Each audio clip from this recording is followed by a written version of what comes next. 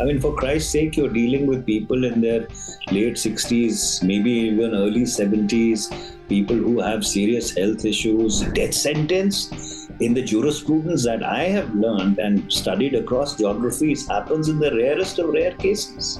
Frankly, our response so far has been no response at all.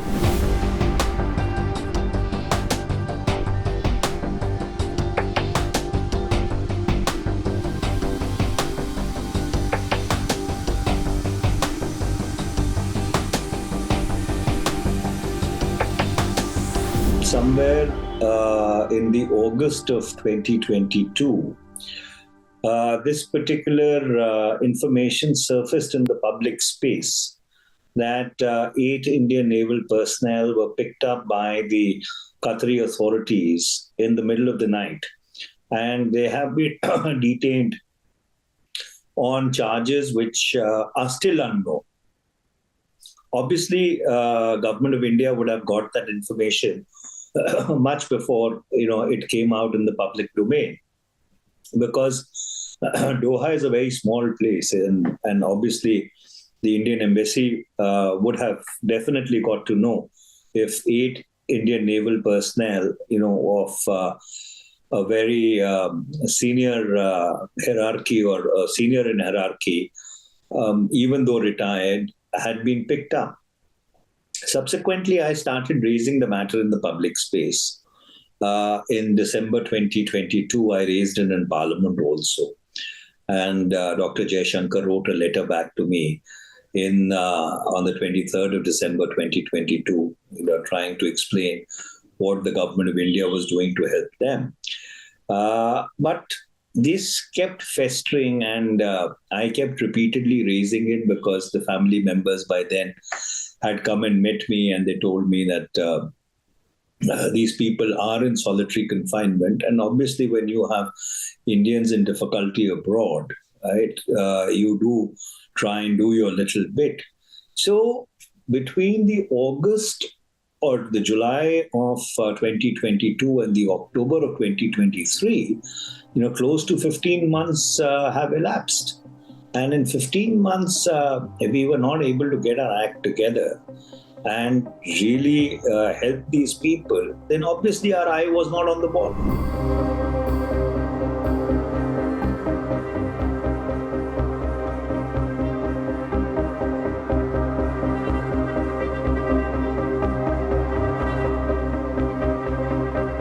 I'm not trying to ascribe motives or apportion responsibility.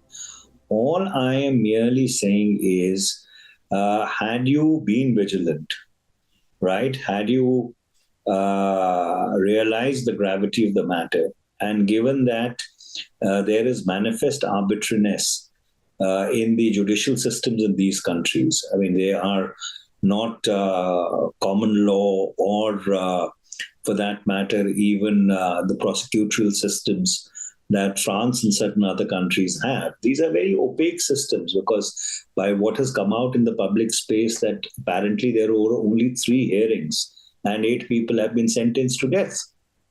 So, what kind of a judicial system is this, which, if this information is correct, will sentence 8 people to death after 3 hearings? So, we should have realized that we are dealing with a situation which may go completely south. And that is why a diplomatic intervention at the highest level at that point in time itself was essential. Because now the Qataris will turn around and say, oh, we have a court of law, we have a judicial system, the judicial system has weighed the evidence, they've come to a conclusion, and you can appeal to a higher court. I mean, for Christ's sake, you're dealing with people in their late 60s, maybe even early 70s, people who have serious health issues, who've been held in solitary confinement. And even till now, nobody knows as to why they have been sentenced to death. Where is that judgment of the court of first instance? That judgment is not available even today.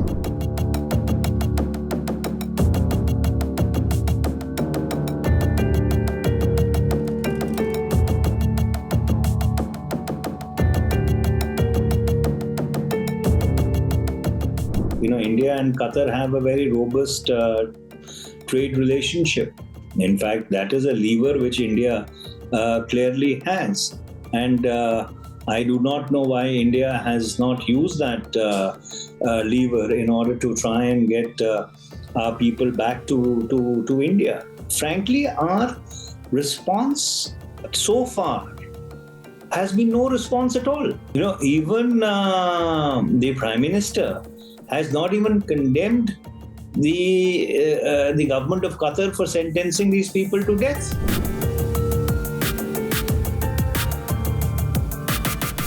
If it would have been related to Israel, then the biggest supporter of Israel is the United States of America, which has its largest air base in the Gulf, in the GCC countries, or even in the larger Middle East, outside Bahrain, where the US Fifth Fleet is anchored.